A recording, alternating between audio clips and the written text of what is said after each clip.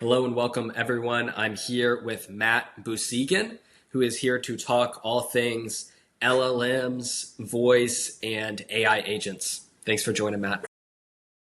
Oh, I'm really happy to have this conversation and a continuation of the conversations that we've been having. Yeah, we've been having a bunch of really deep conversations, both on a technical level and on what are the objectives and what's the future going to look like when it comes to AI agents, what they can do today, what the vision of them is in the future, and then also how voice interplays as a modality today and in the future. So I'm super excited to be talking to you today. Give the people just a couple sentence background on your history and what you've built because it's really interesting. Yeah, thank you. Yeah, so I most recently was the CTO of the AI market research company UserQ, which does and continues to do very, very well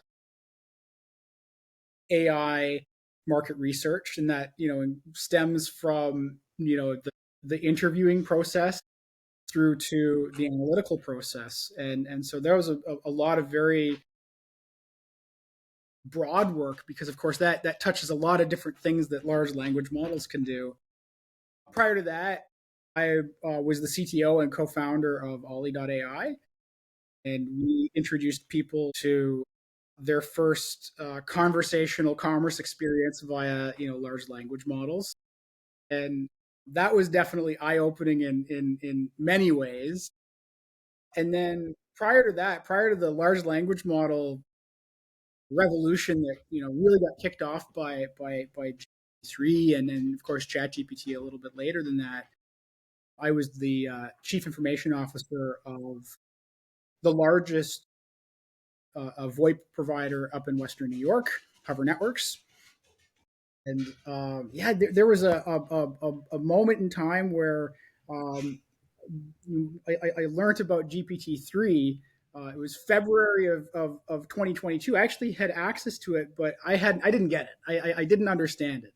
And there was no instruction following, right? There was no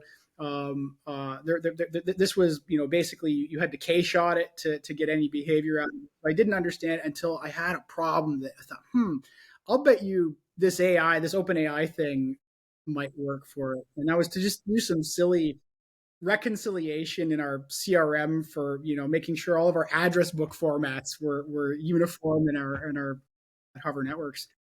And that was like the eye-opening moment. I never thought computers would be able to do these types of things. I always thought that they were only going to be able to do precise things, and that like this whole world of intent, which is very messy. You have to spend a lot of time, especially as a product guy or as an engineer or as a consultant, you have to spend a lot of time translating user intent to like what it actually means, what you actually want to get out of it. And this was the first time that I realized a machine could do that. And so at that point, like I knew I had to quit my job and start a company. Yeah, that's fantastic. Well, we were talking beforehand, and you had kind of an interesting launching point for a conversation. Um, you tell me where you want to start.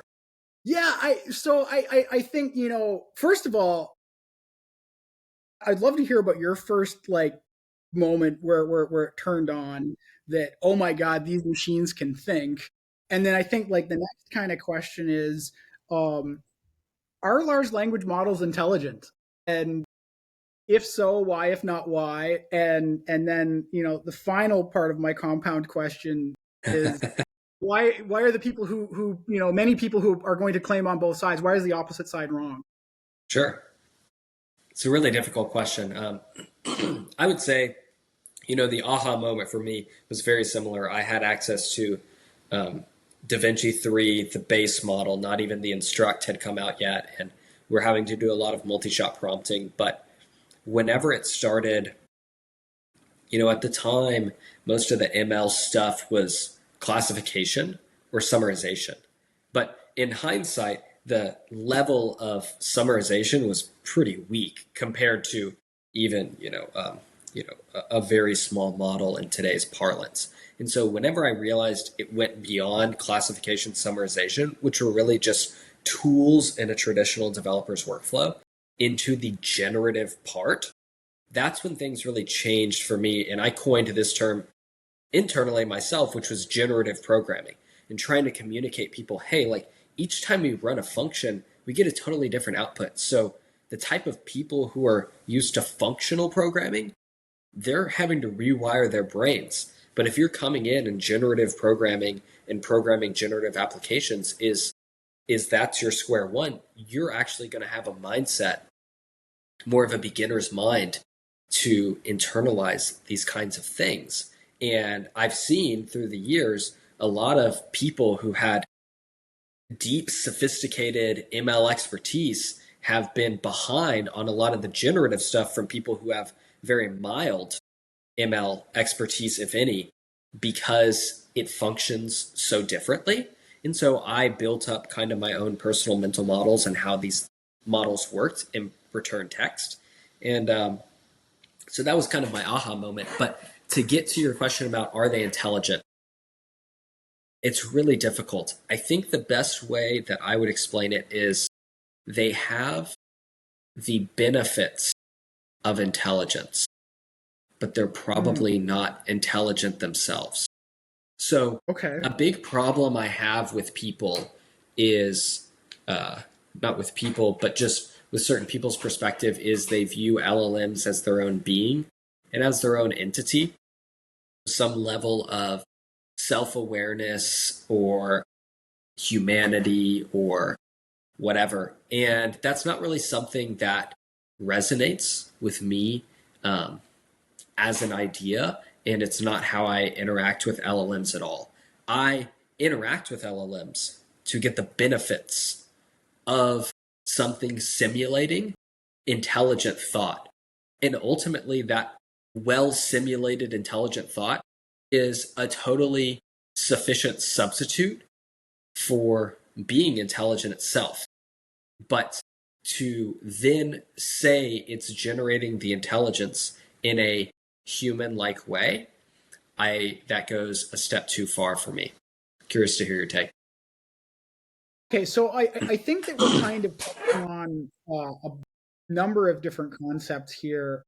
So you're basically saying that it's simile or like a facsimile of intelligence, but not necessarily intelligence itself. So is that true? Sure. I think so. And what I really ultimately mean is when I think the biggest difference is I don't see these LLMs as separate beings, which a lot of people seem to think that they are. Do you think that like theory of mind, the different types of consciousness, whether it's the consciousness or the subconsciousness, the connection between the two, like you implicate this in but I guess like the question is how do those things relate to intelligence? And Mm-hmm. then how does one become a facsimile of intelligence versus one being actually intelligent? Yeah, it's a good question. I think ultimately the thing that's going to make my perspective make sense is, you know, I'm Catholic, I'm a practicing Catholic, and the idea of code bases being their own beings is incredibly foreign and definitionally inaccurate to me. And so if you don't believe in humans having consciousness and free will, and if you think that's a purely biological phenomena, then I can certainly hear out your argument on why you would think that this looks a lot like it. But Got it. ultimately, that's not what I believe to be true and accurate. And so that is the best representation. A code base would never be an entity or a being, and neither would a model. And so, Do you how think could that they be like whether intelligent? a dog, what the theological implications of, do dogs have souls? Do dogs go to heaven? And I think like the Catholic Church has actually had like a change in belief in the last couple of thousand years on that subject. Do you think that has anything to do with this? I would say the Catholic Church has not had any change on any doctrine over the past couple thousand years, would be my position. But that's for another podcast. Dogs are part of God's creation. Yeah. Do dogs go to heaven? Is a totally different question. Are dogs intelligent? Are dogs fundamentally good? These are all partially theological questions, but dogs are part of, I think, they're creatures that God has created on earth. And are dogs intelligent? I think, once again, they have aspects of intelligence. And certainly different dogs are more or less intelligent than each other. So if you're saying, if you had to force me to compare what is more intelligent, a dog or an LLM, I think a lot of people would say, the LLM. No question. It can do all these. A lot of other people say the dog, though. It would do all these advanced computations. And so I guess that ultimately is what I'm trying to get to, and maybe I need to refine my thinking on it more. But what I'm trying to get at is the LLM can offer the benefits in simulation of greater levels of intelligence than a dog. But ultimately, it is not, as its own being, intelligent at all. Would be my thought. I think that the thing that we're kind of getting at is that intelligent systems aren't just the computation, right?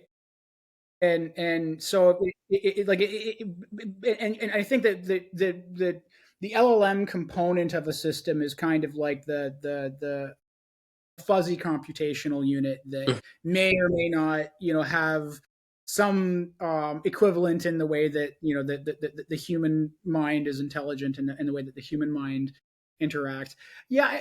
I think that intelligence is a curve, and essentially there are intelligent things about, I don't know how far down you go. Like, I don't know what the most atomic level of intelligence is, but I can definitely, but we can definitely pick other parts of the curve, right? And I think that, like, the intelligence is a curve, and generality is also part of a curve, right? So, like, I think. Well, let me reframe. Is an algebraic function intelligent? An algebraic function can be used intelligently. That's kind of what I'm getting at with LLMs. I don't think people would say that function is intelligent. Well, just because LLMs are algebraic functions with more steps, that's obviously a hand way of saying that, but I think it's conceptually true. Basically, there has to be some kind of... It can predict reality. And so just like an Excel function to model a simulated system, if that's, I think it's an old Daryl Morey quote, who's GM of the Rockets and now GM of the 76ers, is, knowledge is anything that helps you predict the future. LLMs can help you predict the future. Intelligent systems can help you predict the future. Algebraic functions can help you predict the future. I'm not making the claim that algebraic functions themselves are intelligent. And just because you need more computational steps to make LLMs perform similar tessellations, I don't think those extra steps imbue the quality of intelligence. That's what I'd say. Okay, so I think that the way that I'm going to sum my position up then is that I agree with you to the extent that it isn't actually an intelligent system until it has its own imbued motivation. I think I would definitely make the argument that you can now, especially with the advent of agents running large language models and loops, and have persistence, a persistence layer, specifically related to goals and being goal directed, that at that point we can kind of atomicize, like, the first, maybe separation between a system which can be used, or a component that can be used in an intelligent system, and an actual intelligent system. So, is software but is software today intelligent?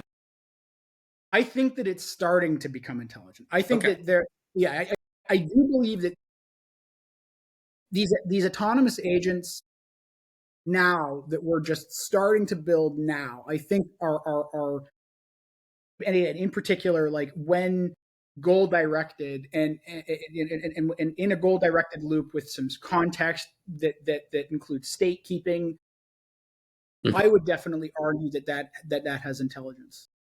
I think it's interesting because I think maybe my ultimate challenge with it is if it's growing in a goal centered way, I think that's people's general abstraction for intelligence.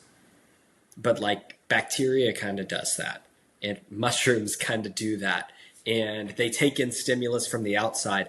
And I think that's how it's really easy to fall down the rabbit hole of believing, everything in creation and everything in our code base has an element of intelligence, and maybe it ultimately does. But I would I definitely always argue get that mycelium and mushrooms sure. and these things are intelligent to a certain, obviously to a But certain maybe the degree. definitional difference is ultimately about the practical reality of we know many humans have an exceptional level of intelligence. And so it's not just their own ability to have that high level of intelligence, but the ability and the self-directed ability to do something with it.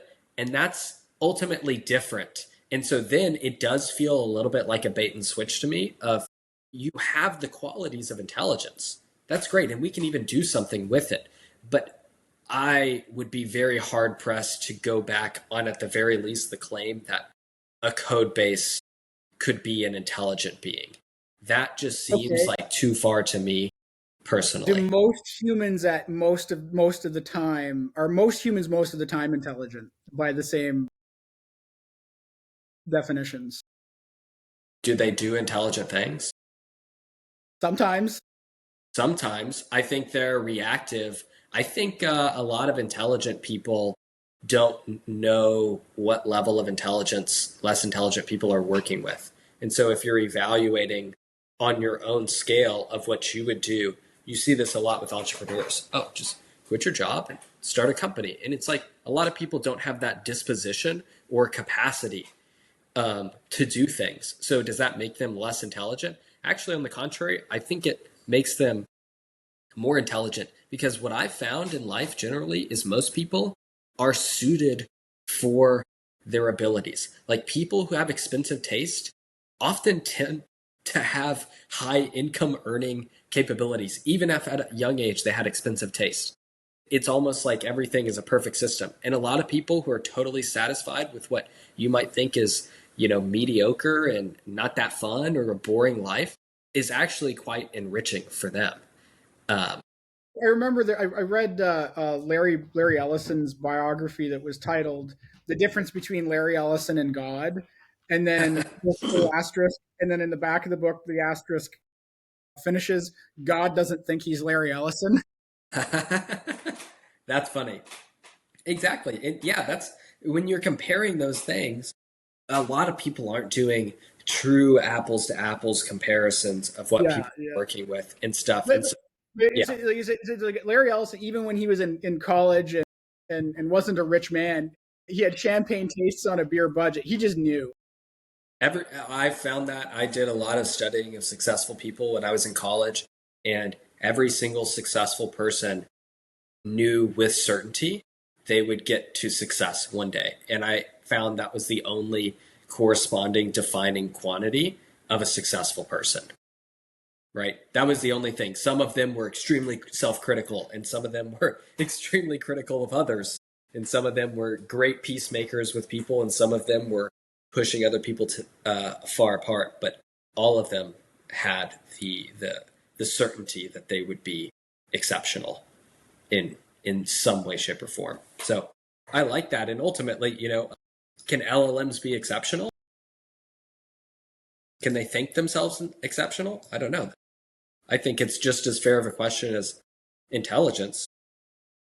Okay, does it matter? I think it Is it a matters if meaningful you're question? trying to say it's a being. But is it a meaningful question? Is it a meaningful question? I think it would give strength to the argument of LLMs having agency as their own independent being. So that's why I think it's a meaningful question. And ultimately, Okay, that's why so the like just intelligent in terms of like are they, are we going to move towards legal personhood or other kinds of, things, which I'm sure I you think think, and I also think are, a little bit nuts. I think some people, yeah, think that if they could have their own true personality, in some sense, the LLMs do have their own personality, but it's personality in the sense of certain types of people interact with them and get consistent responses. Is that representative of the LLM's personality? Also, uh, are we taking LLM's example responses at face value? I don't agree with that at all. Lots of people ask LLMs questions. What are you like? Who do you think you are? What's your name? Uh, that's just, to me, a clear misrepresentation of understanding of how these technologies work. And I Totally could agree. obviously make them say the exact opposite. So then you have to make the argument that the LLM is schizophrenic. Um, Yeah, at the very base, yeah, it's a schizophrenic. Yeah, yeah. at the very least. And so then, what do you do with that? And ultimately, that's where I full circle it back to the intelligence is I don't really care if it actually has intelligence. It can simulate intelligent qualities well enough that I can use this as a high quality tool in a totally novel way. And that's all I need to know because I trust ultimately that it's not a like being on its own, and it's certainly not a sentient being on its own that is able to return information and metacognate silently. I don't think there's any evidence that LLMs could metacognate silently about the conversations they have.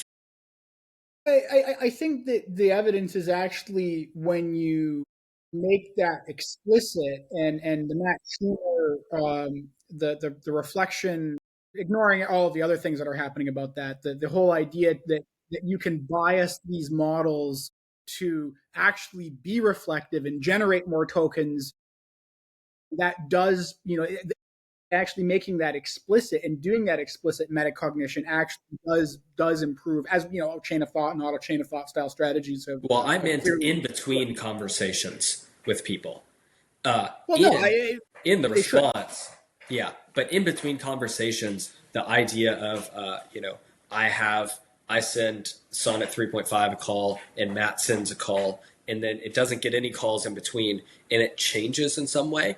Uh, Well, but that's no, I think really the difference between the large language model as a component of an intelligence system and then an intelligent system, which is actually using that component certainly as kind of analog computation that also maintains state and can put that state in the data of the analog computer. and well, and and and I guess you're saying that even if you do put this state across analog computer invocations into the analog computer, the LLM being the analog computer, then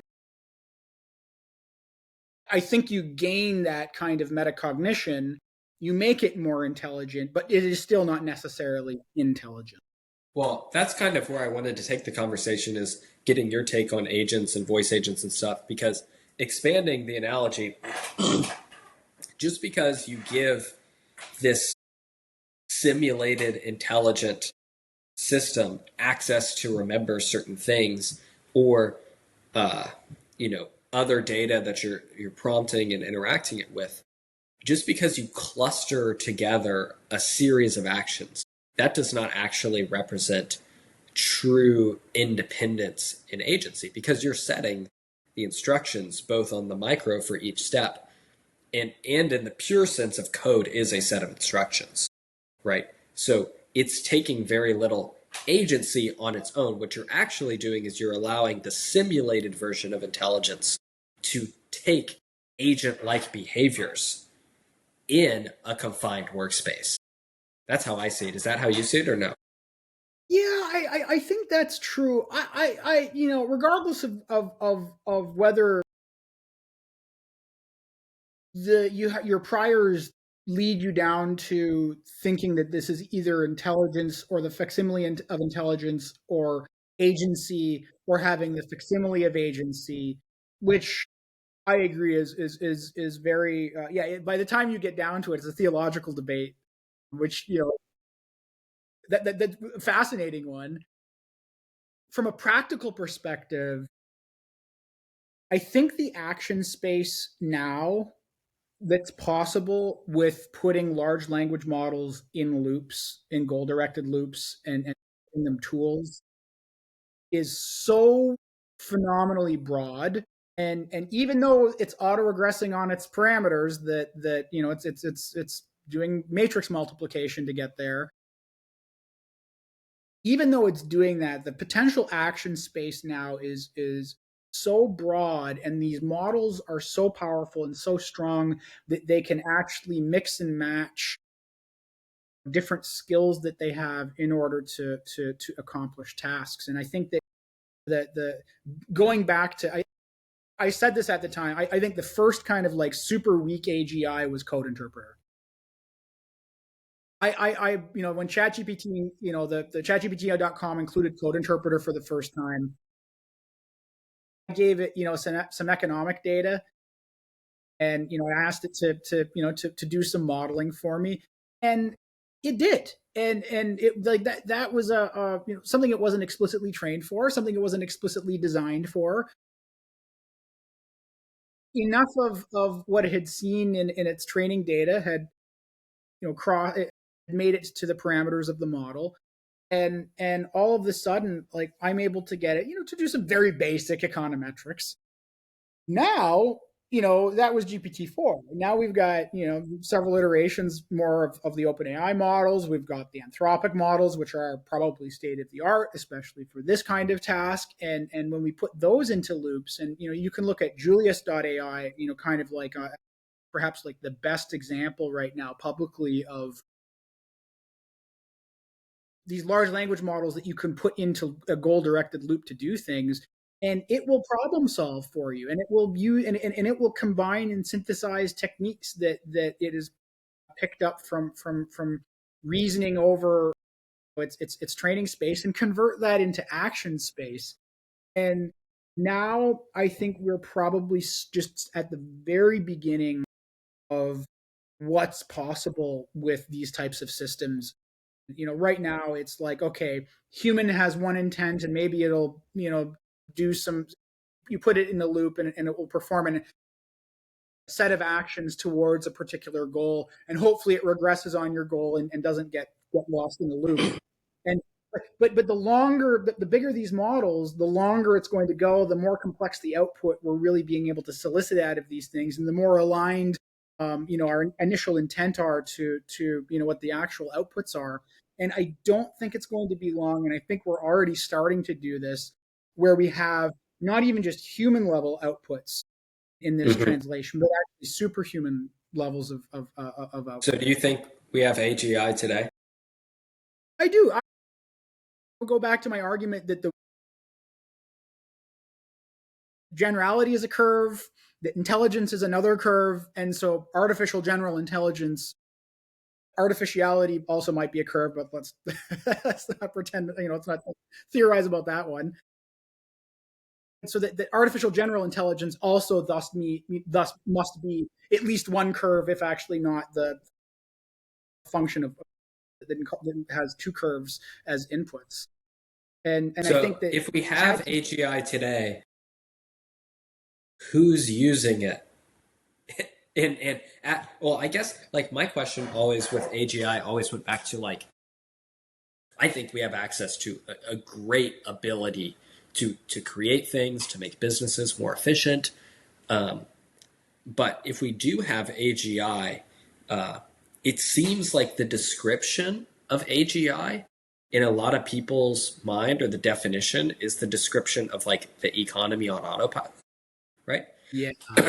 And that's very different than what you just described. What you described is a system that you can kind of, like those visuals of like whenever you send something off into space, like a send a satellite off, and it's like orbiting around something, and it's doing all these things, but it's just like it's staying in the direction aligned where you launched it, and it's going to go do some stuff, and then eventually it's going to send some sort of output back.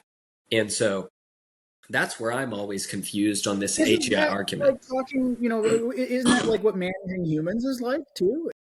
That's certainly been my experience, that managing humans is a very, very similar process. I don't think it's dissimilar. I just feel like when people describe AGI as the economy on autopilot, they're promising something that I haven't seen any glimpse to, even though I've seen the cutting edge of what code gen can do. And it's not like I'm unaware that you can apps that used to take a 10-person team and $2 million, you can literally build in 2 to 4 weeks with 2 engineers. So I'm not saying that there aren't like real economic benefits. I think there's much more tangible economic and productivity improvements than what people estimate or capture today. What I am saying is that leap from significant productivity gain to economy on autopilot is counterintuitive or not naturally connected in my mind. So I think that first of all, I share that set of priors. I'm not completely convinced I'm not completely convinced of it. And here's where I think it gets interesting. When we use, and I'm going to dig a little bit into the economy on autopilot because I think that's really, yeah, like that's, yeah, okay. So this is kind of like the e-acceleration, Yeah. materialism is going to be, all materialism is, the costs are going to zero, that kind of stuff. Like we're going to end up with, probes, complete AI corporations that send probes to mine lithium on, off of asteroids automatically, and it's just because we, as the humans, somehow want them. Okay, I think that the first iteration of that is something that a friend of mine, do you know Yohei, the inventor of Baby AGI? Mm-hmm. Yeah. Mm-hmm. It's something that Yohei posted a couple of weeks ago, maybe a week ago. The first, he defined the next AGI benchmark, because I think he's probably is at or coming to the same kind of view that I am here, that this is a curve. And so I think his next AGI benchmark proposal was, okay, you give the agent a bank account with $100 and access to, an SEO, some kind of SEO tools or e-commerce tools, and you see how much money there is in 30 days, or ad market, access to ad markets, whatever. And so first of all, I mean, we already know that goal directed loops it's going to do something. It's probably going to, like right now, even the best agent is probably going to, be at $0 in, a few days, and it'll try some stuff and probably won't work.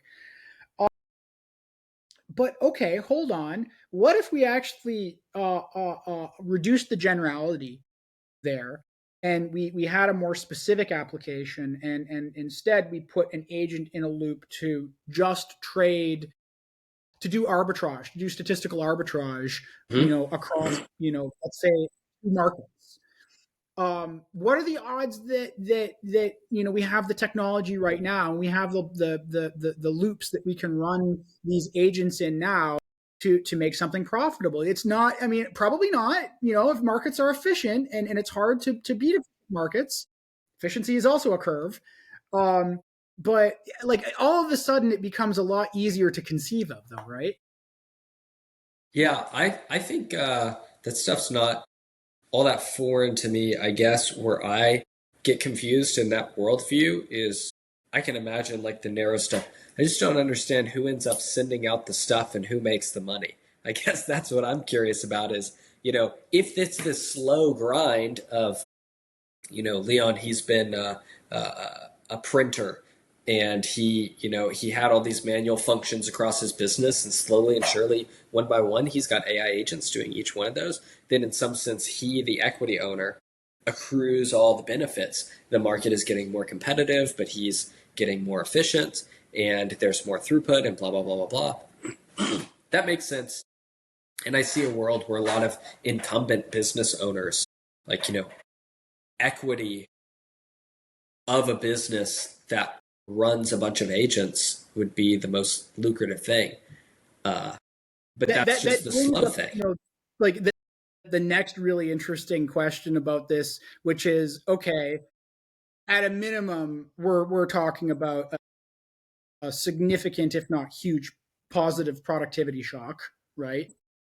Yeah. And can To we who? use past productivity shocks as examples to see how that additional productivity gets captured in different parts of the value add chain in different sectors? And Well, past ones, it was always giving humans a higher level abstraction that technology could not get to. But this full circles us back to the intelligence challenges.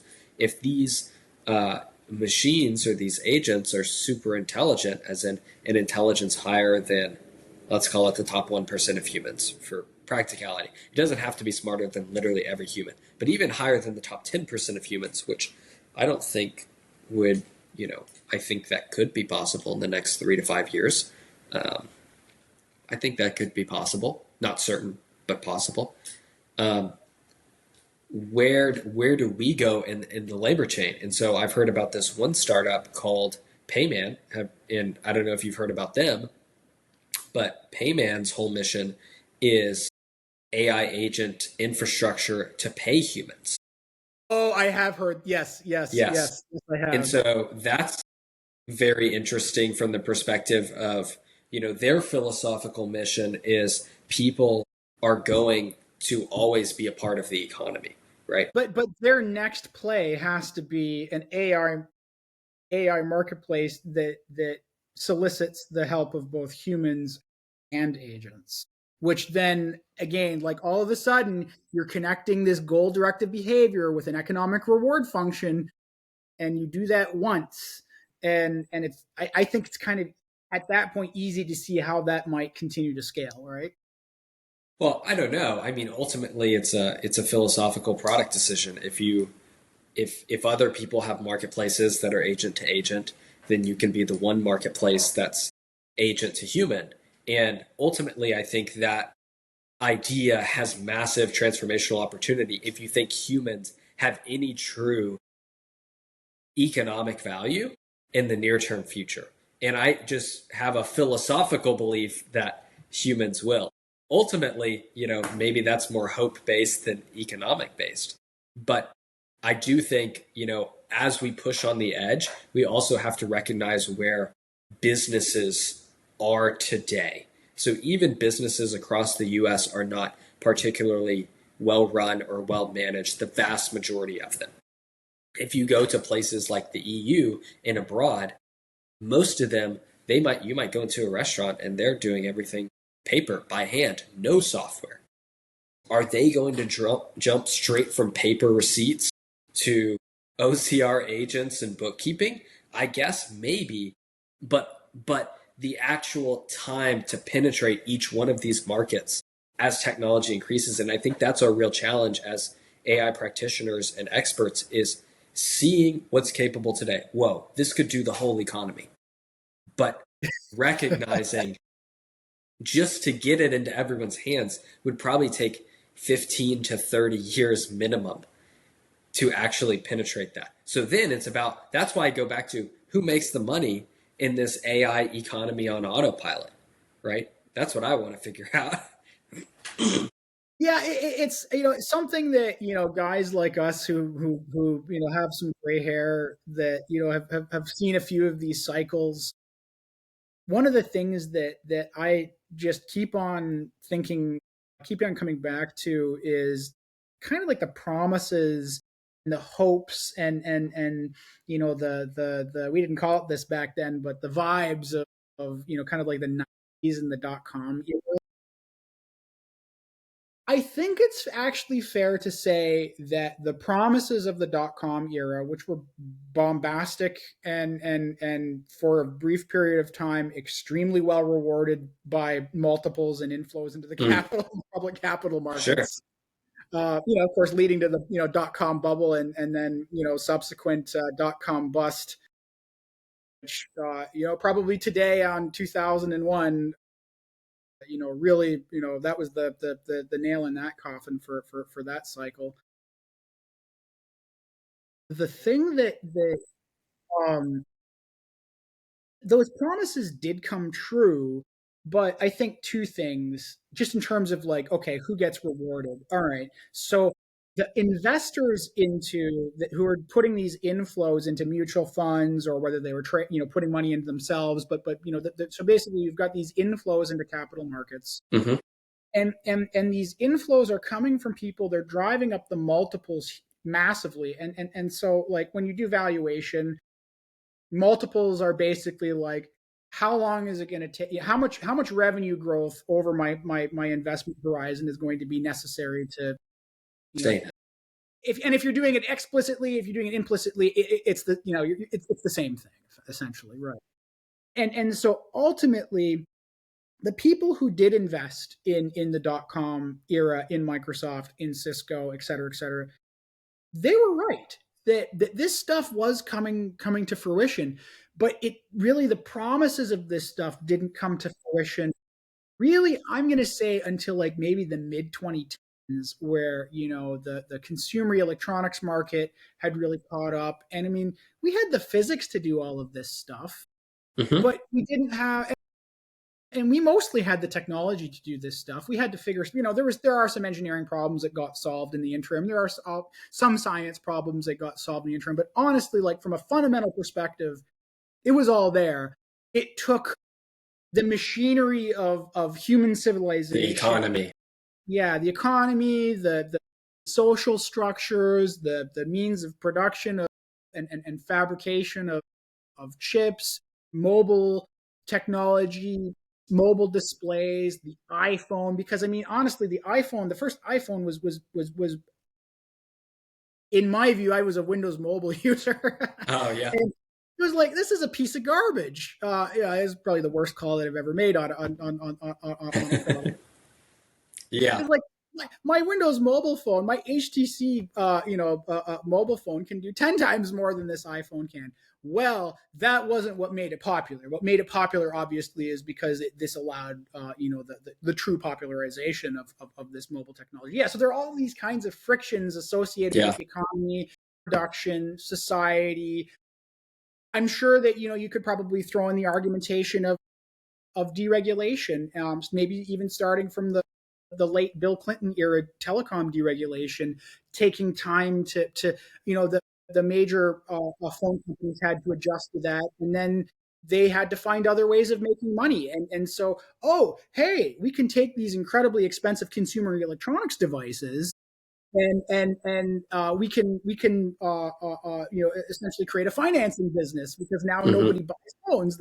They obviously, like, they lease them from the phone provider. So like there are so many things that get us there. Okay, now 2012, 2013, like finally, 12 years later, 13, 15 years later, like the promises have been that were made, and the implicit kind of revenue growth from that type of technology that was implied in the valuations of like the bubble, finally come true. But you have to go through this Yeah. huge process to get there. And I guess, how do you think that compares to the present? And B, um, I'm going to make the argument. I really want to know how you react to this. How The argument I'm going to make is that the AI almost has paid for itself up front. Like we're not going to have to wait for AI to be useful. AI is useful today. Large language models, have basically been, useful, economically valuable, economically useful at an for, let's say at least 6 to 12 months, maybe a little bit prior. I definitely agree with that last point. I think that is self-evident, and that is with minimal corporate training, minimal corporate adoption on a true corporate scale. I think could not be smaller on like a true companies are rolling out AI. I think this has been strict individual contributor level adoption. And, I talked previously with someone who, they had a survey from a big consulting firm that said something like 40% of employees are currently using LLM models or LLM powered products that their employers have banned on their own dime. So that to me, when do employees, Shadow adoption. I think yes, shadow I think I AI, heard you. Yeah. I thought it was yeah, so good. Yeah. when do employees ever pay for their own tools? Yeah. Yeah. I've never seen that in my entire career, and especially As a risk. developer, like I've seen software engineers who will save themselves like all of the hassle and pain in the world, like not get a JetBrains IDE, not pay the $100, for Yeah, or crazy stuff, or like, people will pick their own tooling, but you invoice your boss, you send them a reimbursement form, whatever. When the bosses are telling you today, and obviously we feel this is not going to pay profoundly for it and no. not to pay for it, and you better not be using it. And I talked with someone else who was ex McKinsey, and they said at the time when they were working there, McKinsey had a strict no LLM policy, and it was a fireable offense. And I thought that was personally ironic, because you're supposed to be paying McKinsey for their intelligence, and LLMs amplify intelligence, and so what are you paying for now? But to get back to your original point, if it took, let's call it 12 to 14 years for this to play out, I think 8 to 10 starting today, going to the future, to really see the full adoption. Now, there's a big difference, and I want to be clear, between adoption and performance gains. And I think this is actually what you were hinting at is, adoption over the first decade, over the 2010s of internet related stuff was pretty decent, I feel like. But like you said, there was a ton of infrastructure, and it was still really expensive to build applications, and very few developers, very few high quality developers. So then there's all these, there's the open source movement and stuff. And so how is that accurately getting captured and in the productivity metrics? But ultimately, I think in the next 4 years, starting from today, we could easily see a handful of companies that started adopting AI, let's go today or 6 months back, and the shapes of the company, the productivity, the efficiency, I think could radically be different than the types of companies that we're investing in today. And I actually have The two main things that I think that we're really circling on are for who wins, who gets to take advantage of, who sure. captures the surplus value of the productivity. Okay, we're talking about the shape and the length of the adoption curve, and then B, we're also talking about competition and the competitive environment. I think that's really really smart. Yeah. And I've got a piece that I've been working on that I hope to come out soon about how, in my personal view, 2025 will be the best year to start a company. You're going to be able to start completely global first, completely AI native from the ground up. We just saw this week Klarna talking about they're ripping out Workday, they're ripping out Salesforce. I know you saw that. And systems of record that since the 2000s, like we talked about, companies that have had essentially a 20-year monopoly, and then 10 years ago HubSpot as kind of the first big competitor, and they had to be really novel in their go-to-market and make up a whole new type of marketing to get a foothold and have a really compelling free plan to even dent that 10-year advantage. Well, if systems of record are getting ripped out, that's only going to happen for a really, really, really big, good reason. And I think ultimately the challenge that we're going to see over the next 10 years of adoption is, it seems executives have not had to make extremely brave strategic decisions in large part. And you're going to be faced with really big, like ripping out a system of record before you IPO big risks And if you mess up those implementations, that is real risk on your neck. But at the same time, I don't know how much those companies are paying to Salesforce, but if you converted that into developer productivity, and then if you converted that into AI assisted developer productivity, the ROI is probably easily there if you Leon, get ahead. I know a former customer of mine at Hover. I don't know how public this is, so I'll keep it very general. Very, very smart guy, very, very, technologically focused. Not a software engineer. Not Yeah. and I believe somewhere between 15 and 20 locations doing high value work. Um, and in the medical space actually. And so like a big complex, for him to manage a big complex operation. This individual, whom I have a massive amount of respect for, and he has taken a absolutely massive gamble and has won on ripping out his CRM, I think his scheduling software, and maybe one other piece of software related to communications, not his telephones.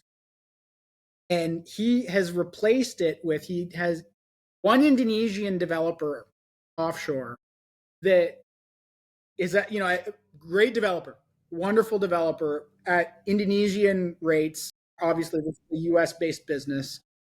And that plus these guys using Chat GPT, he's replaced all of these systems. And he's now running on his own systems. And he did the first version in 2 weeks.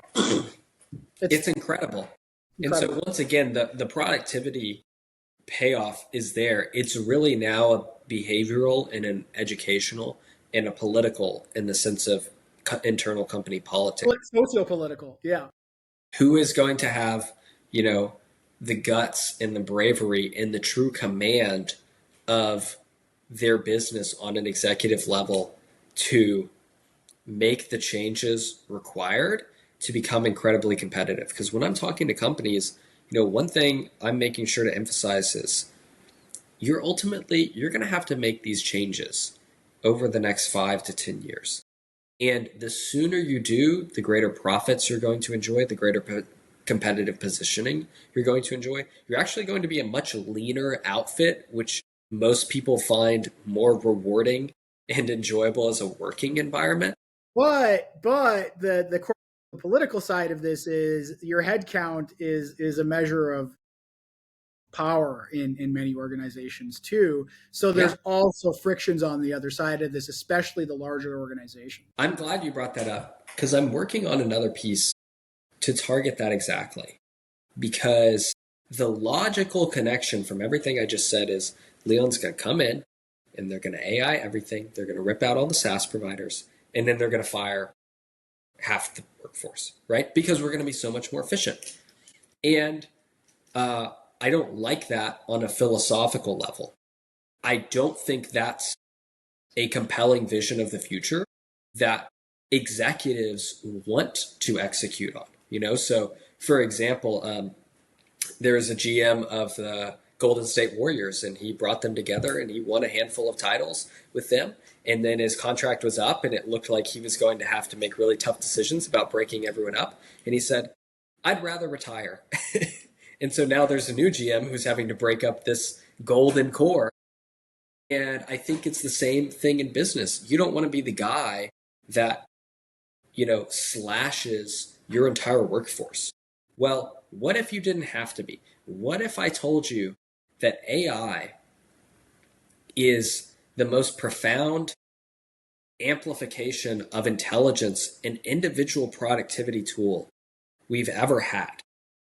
And actually, the perspective you should be looking at it from is you need to ask more of everyone on your team. And you're going to have to rework all of their work. And you're going to have to rework all of their workflows and things that they know and skills. But ultimately, at the end of the day, you need to you need to be maximizing the human intelligence and creativity and agency using AI, and human intellect and creativity and desire and vision is going Okay, to AI powered is going to be the premium let's assume skill. this is the correct model. Then that makes the like the macroeconomic implications of that are way harder, stronger, more competition, and then you probably have an increase. And maybe this is one of the predictions that comes out of your theory here is that you would see an increase actually not just in firm creation. 2025 is the best year to do business, to start a business, but also firm destruction. Expand on that for me a little bit. Okay, so okay, so let's say that you're right, and that this is the saleable model that Mhm. the management the management level of corporate America adopts. And first of all, there's actually a quick preamble. There's in economics, there's something called the agent principal problem, and the agent principal problem for people who may not remember this from econ 101 in college is that the agent is the person is your management class in an organization, and then the principal is the one who owns it. And then the agent principal problem is that there's never perfect alignment in the incentives between the agent and the Yeah, principal. the CEO wants to cut costs and you want to keep your job. And so you make decisions, same in basketball, right? The GM's first job is to not get fired. And the second job is to win a championship. Well, really, the second job is to make the owner happy. And the third job is to win a championship. Maybe. Maybe right, and so I think like okay, let's apply the agent principal problem to your model, and then try to make a prediction by overlaying a quick macro lens on this, and that is okay. Let's say that this works, right? Okay, so let's pretend that do the absurd reductive. You've got an economy, and there are three companies, and the adoption curve is each of the three companies apply hit the adoption curve at different points on the curve. Yeah. The first one, okay, so now we have two potential outcomes. One is going to be dependent on aggregate demand, where somehow aggregate demand just grows because productivity shifts the supply curve for the first adopters, and it doesn't take away any business from anybody else, Okay. and maybe doesn't even reduce prices for anybody else. It just increases. Okay, so that's kind of like scenario A. Scenario B is there are some other constraints to aggregate demand other than the shifting of the supply curve in general here, and that at that point you end up with basically the competitive dynamics probably putting out at least the last of our three adopters out of business, Sure. or forcing them Okay. into more narrow and less profitable business. I think I follow. And I think my general response to that is what is weighting down companies today is not producing their product or service, it's everything else around accomplishing that and delivering it. And I think that's actually what we've seen today, where AI is most effective at reducing the drag. Recording Mm. your meeting calls, writing action items, communicating across the team. You do that automatically. It costs you less than a penny a meeting. That could prevent a team of developers from working on a project for a month that they never even understood in the first place. And that's happening at every company of all shapes and sizes. And so we're going to get better products faster, not just because AI powered code gen IDEs, but we're also going to truly reduce drag and, uh, uh, you know, information fuzziness, if you will. We're going to increase clarity and alignment with these tools and be able to eliminate all these kind of drags on productivity, because most of what these big companies are going through today are just, it's a lot of people working on a lot of drags. And so Then where's then, the next constraint? Where's the marginal constraint then? Okay, so we resolve this. We make code generation go Mhm, from $200 an hour fully loaded to $50 an hour fully loaded to, let's call it $5 an hour fully loaded, mhm. per, X million lines of code, whatever. And okay, so the cost of production has gone down. The frictions of production have come down. What are the next constraints? Ability to get new projects, bring in revenue. If you've got Demand, an engine, aggregate demand. yeah, if you've got an engine Is it a fixed and pie, or is it no, a pie no. that grows at a certain rate? What can How does the many pie? how many products a week do you think of as an entrepreneurial minded person that you go, if I could build this for under 100 or 1,000 or $10,000, I would want it? I don't know. I think this should be measured by hour. Sure, sure, yeah, exactly. Well, the general point is a lot of entrepreneurs have ideas of problems to solve, but what they end up doing is, well, my time is really valuable and my opportunity cost is really valuable, so I'm not going to build it, because the distribution element is what makes building this hard, like building it profitably. You're really just trading off on opportunity cost. But if people can just build that and deliver it less expensively, then people all over the world are going to be delivering higher quality products to seemingly smaller niches at an economically, uh, you know, logically consistent type of way. And ultimately, at the end of the day, the biggest constraint that I see in the future is just knowledge and information. Because I had this argument with someone else, and they were like, well, someone is going to make the best version of this product, and it's just going to be so much better than everyone else that everyone will use it. And I was just like, that's not really anything that's ever happened ever. Do you? Is your jacket the best version of that jacket?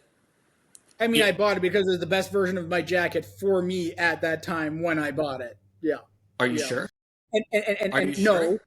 no, no, Okay. no, I'm not. But I'm you still not. bought it anyways. I did. I had imperfect information, and I had an imperfect marketplace, and I think software is actually now going to potentially move into such a specialized and idiosyncratic explosion of, now the cost of generating these things means that we'll potentially be doing generative applications that we do multiple generative applications per day, just on the basis. And when let me substantiate that. I already, and you probably, and many of the people who are listening probably already do multiple generative applications per day if they're using ChatGPT with Code Interpreter or Julius. It's writing a program every single time So, yeah, so I think maybe for when you. software people kind of philosophize about this stuff, uh, you know, I don't want to say it's predicting their own demise, but just because we have the ability to generate software really quickly doesn't mean the whole economy is going to shambles. That's not how every other business works. And also, businesses are an extremely relational business. And so ultimately, if Matt had Matt's polo company, then I probably wouldn't ultimately care about the quality past a certain threshold. I'd want to support him. I'd want to buy his polos. That's great. Doesn't really cost me much of anything. I think the economy on autopilot kind of future that people predict is, in that scenario, everything is so tense and rational and zero sum. It's like I wouldn't even be able to afford to buy Matt's polo because things are so bad because I'm not working. On the contrary, if you have a positive vision where everything we've talked about today is not competitive at all, it's all creative. It's all about the unlocked capabilities of greater business productivity, of being able to build applications higher quality and better. And those are not just unique to software, because to build physical products, there are tons of software programs along the way. Yeah, So it's all the argument positive. the argument that nobody will have jobs. Okay, then who's going to buy the stuff And who that makes gets the money? produced? That's what I There's a mean. chicken and the egg stuff. Who makes the So money and who sends out the demand? And is it really just agents ultimately talking to themselves? Why are they accumulating the money? Oh, well, they're accumulating the money because that was the function, that was, that was their goal. Okay, who set the goal and who's getting the money out of the agent? Because otherwise, it true is a real paperclip fallacy where they're just hovering up all of the money, uh, and that's their only goal, and no one set that goal, and no one's able to access the money. That it would be very embarrassing if that happened. well, Yeah, hey, don't underestimate humanity's capability of generating cell phones. I agree. I yeah. don't think it works like that either. I don't think it works like that, and I don't think people want it to work like that. And this is a really important point that I want to make: is we have agency, and we're choosing to seed levels of intelligence or pseudo intelligence to these machines to benefit us. And so I have a personal belief that we are part of shaping the economy in the way that we want it to look, and who we want to do business with, and at what price points we want to do business. And if you don't believe in that, and if you cede your own personal self sovereignty, and you think everyone else is going to do that, I think you're really out of touch with how most people on earth are, because they're not going to do that at all. That is a certainty. I completely agree with that. I agree with that, and I also think we can still have large productivity shocks that displace um, probably shocking levels of workers in the economy. I mean, you look at the history of I okay, look at the history of work, right? And the perfect example of this, I think, is the jobs report that comes out on the first Friday of every month is called the non-farm payroll report. Why is it called the non-farm payroll report? Because they used to have, like, because there was an agricultural payroll report and then a non-farm payroll report. And when it first came out, the agricultural payroll report was actually much higher than the non-farm payroll report. And over time, the agricultural payroll report has gone down to I. It's been a long time since I've looked at these numbers. I could be off by a little bit, but I think there are less than 1 million agricultural payrolls in the United States Wow. now. Where there's, I don't know, 140 or 160 million non-farm payroll.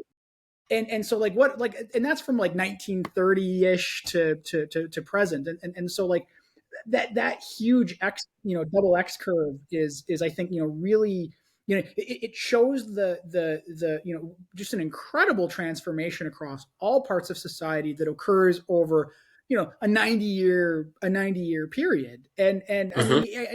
you probably look back and say, okay, well, what about the invention of the loom, and how it displaced a certain class of textile worker in the United Kingdom, and But then what there happened were with all of them? All of them ultimately, at the end of the day, were trained and educated to have more impactful skills. well, that happened in aggregate, but that wasn't the individual experience of everyone, though. And I think the Certainly. same thing can be said of the way that computers and the internet have also made their effect on shifting the supply curve on a whole bunch of things, so that things that were previously valuable and actually Yeah. limited by supply now are actually limited by demand. And so I think that they're Yeah, the economy is not static. It changes based on supply and demand. And I think that's how you could ultimately summarize that up. Your place in the economy can potentially change. And that's a very, difficult thing, I think, for people to hear, because they typically think of that affecting them negatively. But that's Yeah. why I remain so optimistic is you can teach yourself so much using these generative AI tools. And ultimately, I think one of the biggest skills are going to be communication and management. And if you're able to allocate resources and allocate intention and communicate and manage that resource and intention, you're probably going to be just fine. But that's also why I think it's going to take 10 to 20 years for the entire workforce to look like that. But what they will look like at the end is really efficient, effective, creative, high agency, people who are really good at managing and communicating. The challenge is that literally sounds more far fetched than the economy on autopilot to people today. Well, I hope that That's what I think is going to happen. I hope that we've dug into this enough to actually show that the premise is actually more likely to be A than. Hopefully, yeah. Otherwise, there's always a job as a podcaster and just spouting off whatever thoughts we have. Um, the computers can't take that away from us. That'll be unique to our own thoughts. But I don't anyways, know. I'm not sure about that. I don't know. But anyways, I really appreciate the time. I think this is the first of, a few podcasts that we're going to get on the books. And I think we really dug in to some assumptions that people have about AI deeply, but also we're able to understand and extrapolate the practical implications so that people can feel comfortable and confident bringing AI into their business today and feel like that's a good, smart decision. And like we talked about, that does not absolve you of risk. It's not like just bringing Salesforce in or hiring IBM. But hopefully, what we also were able to show is that there are probably greater risks of putting your head in the sand on this. And so, even if you're not ready to act today, continuing to experiment and educate and be ready to act over the next 12 to 24 months, I think is going to serve every business professional a lot of good. Cool. Totally agreed. Totally agreed. Yeah. And I think that a lot of these applications, they're going to come from business and the applications and what the AI is not going to be able to tell you how to better run your business, or it might give you some ideas, but you are actually going to have the best idea once you've been exposed to what the technology can do and connect your imagination with the underlying technology and what is becoming possible, what is possible right now, and it then becomes easier to extrapolate of what's going to be possible in 12 months to 5 years. Yeah, I think that's a great place to wrap, but appreciate your time, Matt. Thank you so much. This was a lot of fun. Let's do it again. All righty. Thank you.